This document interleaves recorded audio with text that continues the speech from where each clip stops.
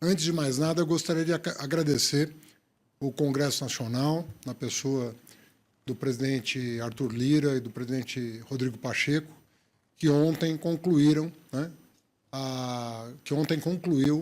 a votação final do novo marco fiscal do país.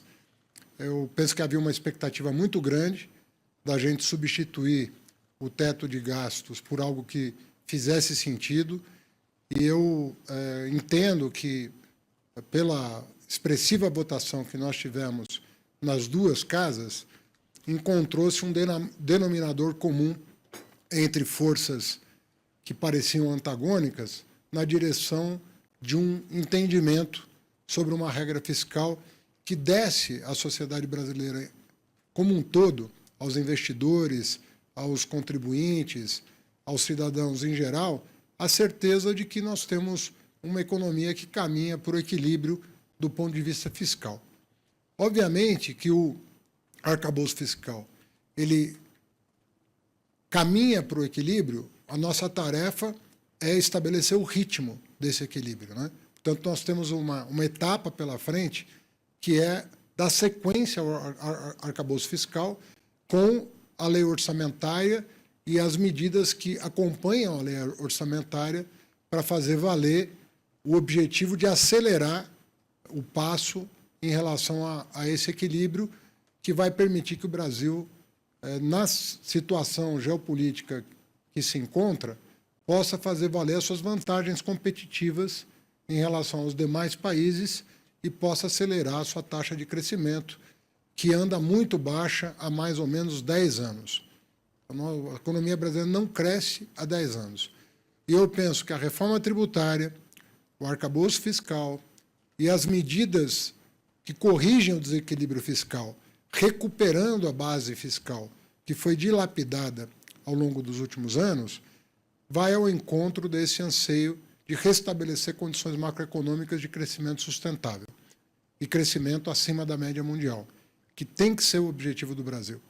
O principal do arcabouço não é o ano de 2024 apenas. Porque o ano de 2024 é importante por causa da trajetória, mas o que nós precisamos entender é que a regra que está no arcabouço, ele impõe uma trajetória. Ele impõe uma trajetória para as contas públicas que vai acontecer. Ele vai estabilizar receitas e despesas num patamar adequado para financiar a dívida pública. Esse é o recado que está dado pelo Congresso. Ele é uma regra que estabiliza, em algum momento do futuro, a relação dívida-PIB. Ninguém discorda disso. O que as pessoas estão se perguntando nesse momento, com legitimidade, é em que ritmo isso vai se dar. E eu defendo que seja o quanto antes. Eu defendo que esse ajuste seja feito rapidamente, porque quanto mais rapidamente nós fizermos isso, melhor para o país. Você corrige despesa primária, gasto tributário, despesa financeira e melhora as condições macroeconômicas do país. São as 3 fontes de gasto que nós temos, né? O gasto primário, o gasto tributário e o gasto para rolar a dívida pública. Se você reduzir isso simultaneamente, você vai liberar a economia brasileira para crescer. Então, é isso que nós temos que fazer. Nós temos que perseverar para restabelecer um ambiente macroeconômico o melhor possível e o mais rapidamente possível. Lembrando que, com o marco fiscal novo, você recupera graus de liberdade que até o ano passado nós não tínhamos. Porque você recupera a capacidade de, eventualmente, contingenciar, se for necessário. Quando hoje, por exemplo, se eu faço eu não tenho nem como fazer um contingenciamento. Não tenho autorização legal para fazer um contingenciamento, porque está tão distante o déficit primário está tão distante do aprovado pelo Congresso ano passado que você não tem instrumentos para contingenciar.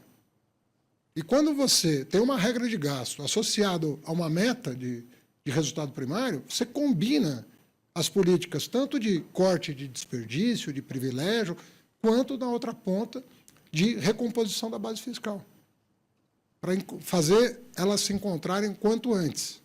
Então, esse é o objetivo do marco fiscal e ele é consistente com o que o Brasil precisa nesse momento. Nós precisamos agora que a gente tem um horizonte, antecipar os resultados que aconteceriam espontaneamente. Antecipar esses resultados.